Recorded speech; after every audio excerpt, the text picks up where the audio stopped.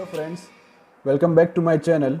Today we will discuss an important topic of fluid mechanics, that is surface tension. I had discussed this topic in brief in the previous video of properties of fluid. Okay, so today I will discuss this topic in detail.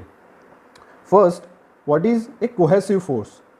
This topic is also discussed in previous video. Okay, so cohesive force, it is the attractive force which is acting between the molecules of the same medium or the like molecules is called as a cohesive force. Okay, it is the attractive force which is acting between the two like molecules or molecules of the same medium is called as a cohesive force. Okay, so what is surface tension? Surface tension is defined as the tensile force acting on the surface of a liquid which is in contact with air or gas.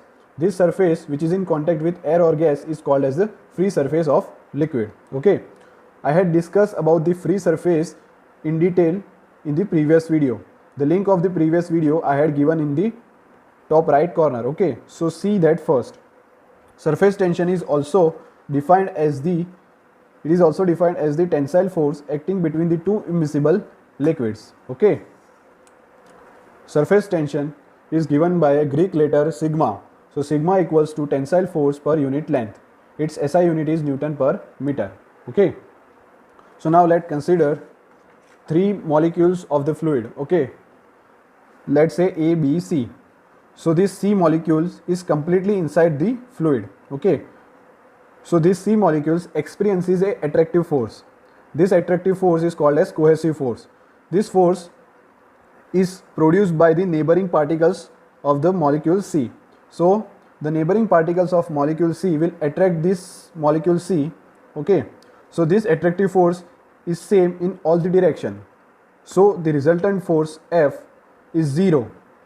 So due to that, this particle C will not move at any other position, will remain at its own position. Okay, so now let's come on particle B. This particle B of a liquid is in contact with free surface of a liquid and also is in the contact with the molecules of a liquid. So this particle B will experiences a unbalanced force. Why unbalanced force? Because the molecules of air also attracts these particles. So the molecules of air, so the force, attractive force produced by the molecules of air will be different than the attractive force produced by these molecules of a fluid.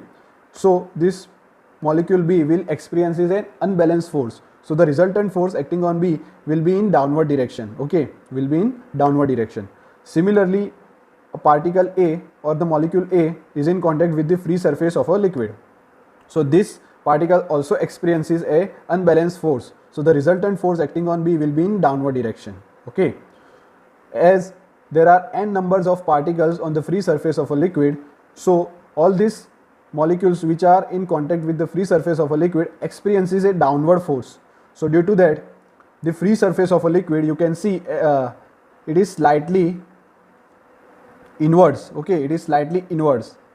So free surface of a liquid is a slightly inwards, and this surface is in tension. Okay, this surface experiences a tension. So this is called as a surface tension. I hope you understood this. Okay, so now we will move towards the surface tension on a liquid droplet. Okay, so consider a spherical droplet of a liquid, say water droplet of diameter d, and let cuts this droplet into two halves. Okay, as shown. So this is the water droplet. It has been cut into two halves, where one half of the surface or one half of the water droplet experiences a surface tension. This surface tension acts on the circumference of the droplets. Okay, and the other half of the droplet experience a pressure. This pressure is needed for the water droplet to form. This pressure is essential or is needed to form a water droplets. This pressure P equals to P in minus P out, that is pressure inside the droplet minus pressure outside the droplet. Okay, okay, so first, tensile force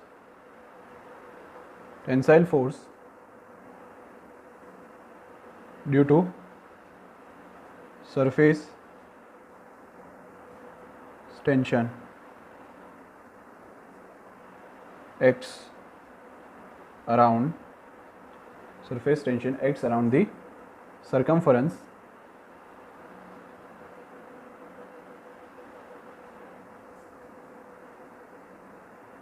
okay. So tensile force F equals to surface tension into length. Okay, this formula came from sigma equals to force, that is tensile force upon length. Okay, so tensile force equals to sigma into length. So sigma into what is the length? Length of the droplet will be circumference, that is 2 pi r, but here diameter is given, so we can write as pi d. Okay, so which is equals to sigma pi d. This is tensile force F. Okay, so now we will move towards the pressure which acts inside the droplet, that is pressure force on water droplet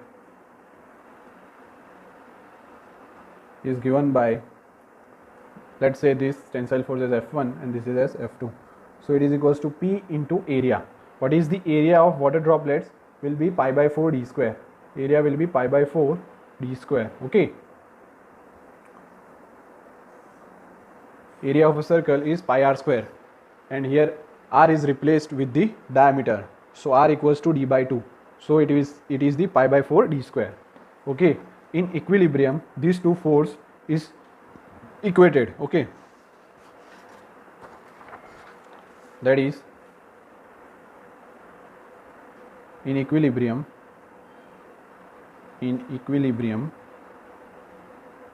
F1 equals to F2. Okay, what is F1? Sigma into pi d. What is F2? Sigma, not sigma, it is P, pressure into pi by 4 d square. From that pi gets cancelled, d gets cancelled, so we get P equals to 4 sigma upon d. Okay, this is the pressure required to form the water droplet. It is 4 sigma upon d. Okay, so from this equation we can say that pressure is inversely proportional to the diameter. So if diameter increases of the water droplet, then pressure will decrease, and vice versa, that pressure increases, then diameter will decrease. Okay, so this is related to the water droplet. Okay, so now that's all. If you have any doubts, please ask me in the comment section. Please subscribe my channel, share and like. Thank you.